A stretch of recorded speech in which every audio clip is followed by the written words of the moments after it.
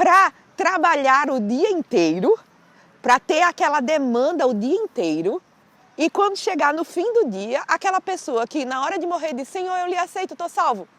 Se salvou e recebe o mesmo pagamento e a mesma salvação. Será que você está pensando assim? Olá, multiplicador!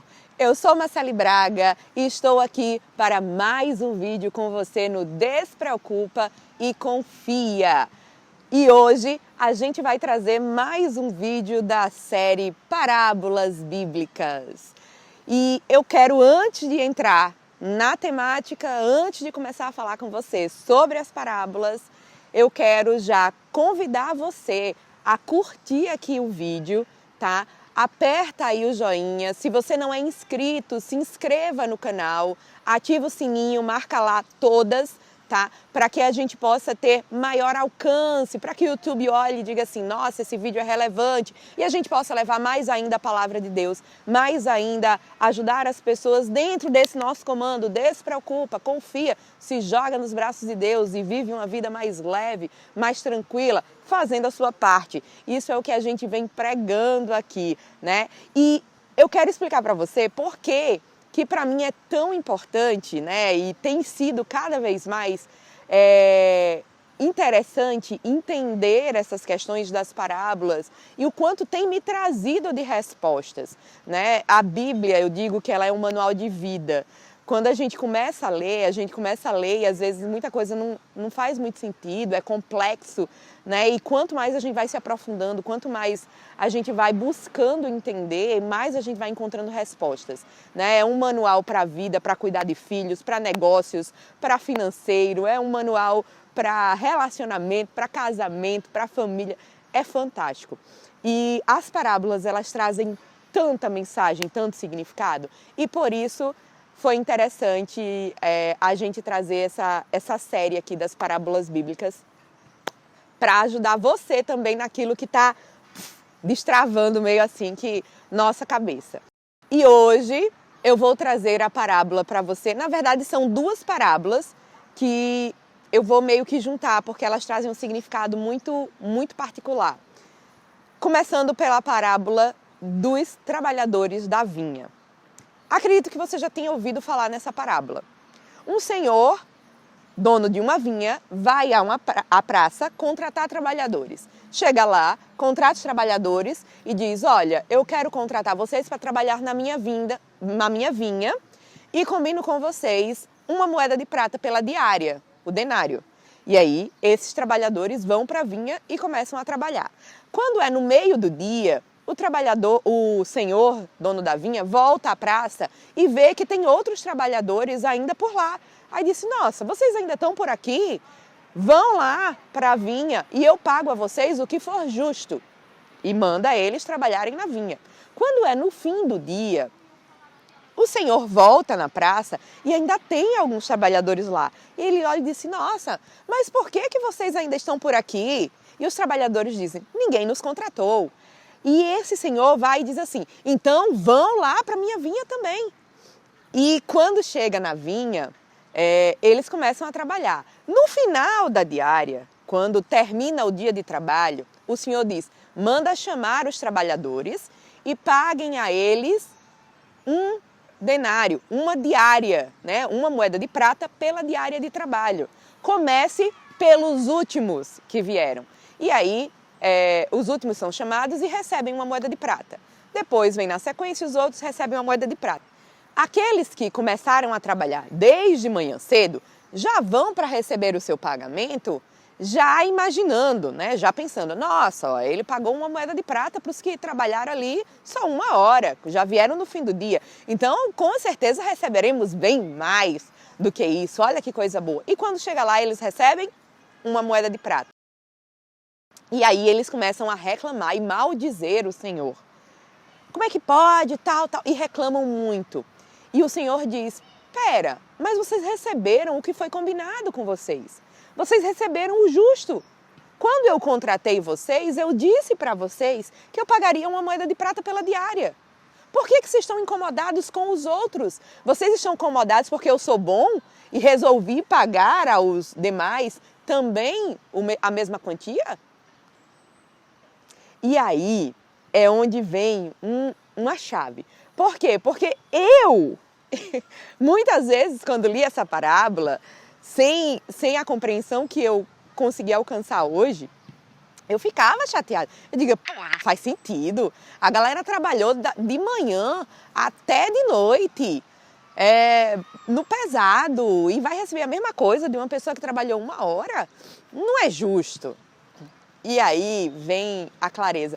A nossa condição humana, gente, nos faz ver essas coisas de isso é justo, isso não é justo. A gente olha com o olho humano, né? Ok, somos assim. E é normal. E o quanto que se aprofundar ali na Bíblia nos traz uma clareza maior. O que é essa parábola? É uma parábola de como será o caminho de salvação. E muitas pessoas, quando dizem assim, olha, não importa se você converteu-se no início ou se você converteu-se no final. Para você será dado o pagamento justo, a salvação. Não importa se foi no início, no meio ou no fim do dia. O que seria o dia? A vida. Você vai receber a salvação se você de verdade se converteu. E aí algumas pessoas olham e dizem assim, nossa, mas espera, para que eu vou me converter então no início? Para que eu vou buscar a Deus no início e buscar seguir os seus caminhos desde o princípio para trabalhar o dia inteiro, para ter aquela demanda o dia inteiro e quando chegar no fim do dia, aquela pessoa que na hora de morrer diz, Senhor, eu lhe aceito, estou salvo, se salvou e recebe o mesmo pagamento e a mesma salvação. Será que você está pensando assim? Comenta aqui embaixo se esse é o seu pensamento, porque foi o meu, foi o do meu esposo, durante muito tempo. Nossa, mas espera, não é injusto isso? E aí, a gente vai lendo e vai percebendo várias coisas. Que cada um tem o seu caminho de salvação. O caminho de salvação ele é individual e a gente não sabe a hora do final. E é aí onde eu quero trazer uma segunda parábola para a gente linkar aqui. Porque quando a gente vai lendo a Bíblia e entendendo tudo, as coisas vão se encaixando. A parábola das 10 virgens, que Mateus traz no Evangelho de Mateus. Na parábola das 10 virgens diz que 10 virgens estavam esperando o noivo para o casamento. Cada uma delas pegou uma lamparina e elas precisavam se deslocar até o local onde iriam aguardar o noivo chegar para poder entrar para o casamento. E 5 delas levaram a lamparina acesa e mais um pouco de querosene de reserva, uma reserva de querosene. 5 delas levaram só a lamparina acesa. Na Bíblia fala que elas eram noivas, né? Que elas eram noivas, não é esse o termo, displicentes, não cuidadosas, né? E aí elas levaram só a lamparina acesa. Quando chegou lá, na porta da igreja, o noivo demorou para chegar. E elas não sabiam exatamente o horário em que o noivo iria chegar. Então, elas foram descansar para aguardar que fossem avisadas quando o noivo chegasse. Todas elas foram dormir. Então, as 10 virgens dormiram, aguardando o noivo chegar. Quando o noivo chegou, foi avisado, ei, o noivo chegou, saiam para o casamento, vão encontrar com o seu noivo. E, nesse momento, as 5 virgens que estavam com a lamparina com querosene já se aprontaram e saíram para encontrar o noivo. Aquelas que só tinham a lamparina sem o querosene ficaram aperreadas porque já estava quase apagando. E ficaram, olha, por favor, me empreste um pouco do seu querosene, eu preciso, a minha lamparina vai apagar. E aquelas disseram, mas se a gente der para você, vai faltar para a gente também. Então, a gente precisa ir. Faça o seguinte, vão até uma venda que tem lá no centro da cidade e comprem lamparina para vocês. E elas saíram para ir comprar a lamparina. Quando voltaram, a porta da igreja já tinha sido fechada e elas não puderam mais encontrar o noivo. O que é que isso significa? Nós somos ali como essas noivas, né? Nós somos ali como essas virgens que estamos à espera do noivo. Quem é o noivo? Jesus Cristo. Né? Quem é o noivo? A gente precisa entender estamos preparados para a vinda de Cristo? Ou será que a gente está, como os trabalhadores da vinha, achando que a gente... é melhor trabalhar só na última hora. Sim, mas qual é a última hora? Será que a gente vai dormir e descansar, esperando que no último momento haja a possibilidade da gente ir comprar o querosene ou de alguém nos dar ou emprestar? Será que a gente está contando com a sorte ou será que a gente está fazendo a nossa parte? Porque o caminho de salvação ele é individual. E não é pra gente ficar se preocupando com porque fulaninho está fazendo assim, assim. Então, se ele faz, eu também posso fazer. Gente, o pecado dele, os erros dele, ele vai responder. E não é porque, não, mas ele é um padre, um pastor, ele é um arcebispo, não sei o quê, e ele fez isso aqui. Então, se ele fez isso, eu também posso. Não importa. Não existe grau hierárquico, somos todos filhos de Deus, somos todos cristãos no caminho e na busca pela salvação. Marcele, mas Jesus não já morreu na cruz para nos salvar? Sim, Jesus já morreu na cruz e todos nós já temos a promessa de salvação. Por quê? Porque Jesus já derramou o sangue para nos salvar. Só que, para que a gente encontre essa salvação, a gente precisa aceitar verdadeiramente. E não é aceitar e dizer assim, eu aceito Jesus, mas eu continuo seguindo tudo ao contrário do que ele prega. O caminho de salvação não é que eu vou ser salvo pelo meu mérito de fazer tudo bom. Não, eu já fui salvo. Cristo já derramou o seu sangue para me salvar. Mas eu preciso verdadeiramente aceitar e seguir a Ele. Para que essa salvação eu busque.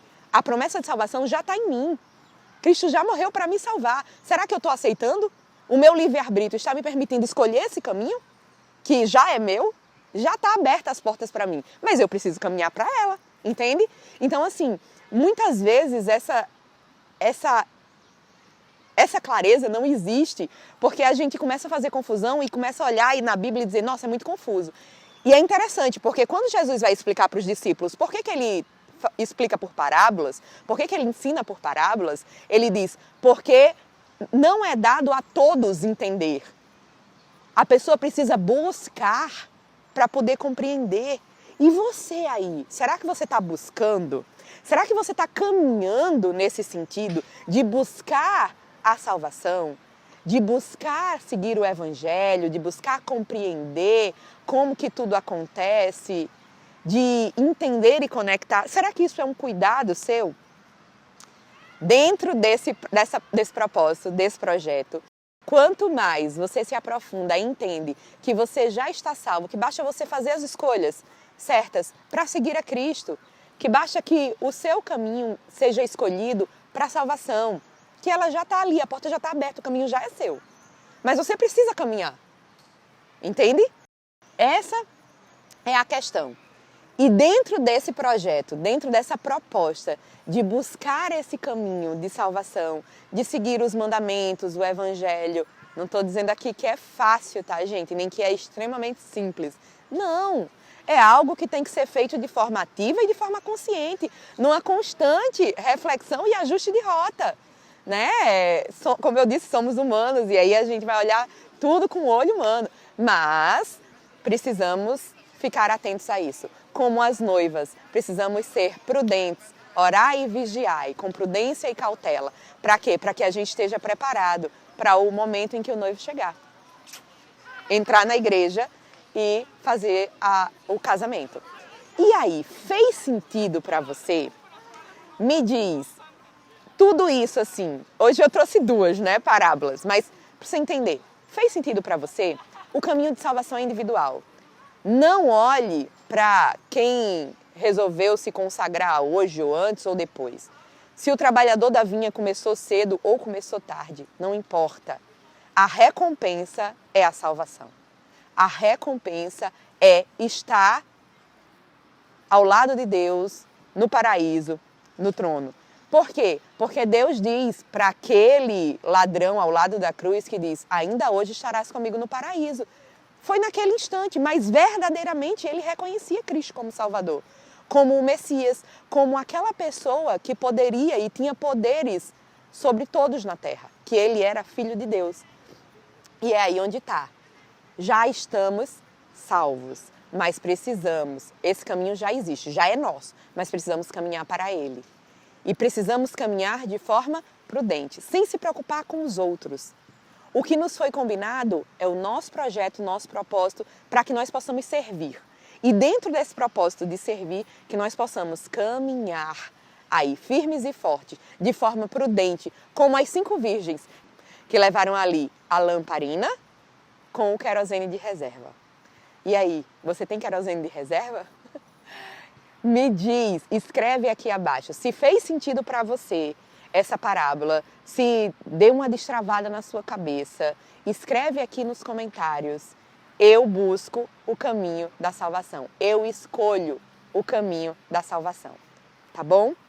Fica com Deus, compartilha essa mensagem, curte, comenta e a gente se encontra num próximo vídeo. Tchau, tchau!